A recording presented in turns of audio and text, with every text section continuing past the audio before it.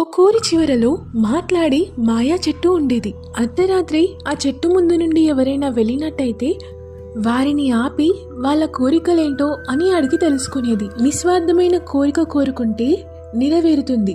చెడు కోరికలు కోరినట్లయితే అందులో ఉన్న రాక్షసి నిద్రలేచి వాళ్ళను చంపుకొని తినేది.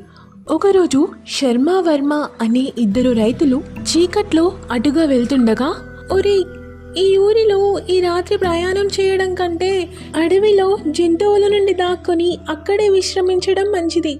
ఎందుకు? ఈ ఊర్లో ఏముంది అని అడిగాడు శర్మ. ఈ ఊరి చివర మాట్లాడే చెట్టు ఉందట, దాని కంట్లో పడ్డం అంత మంచిది కాదు అని విన్నాను.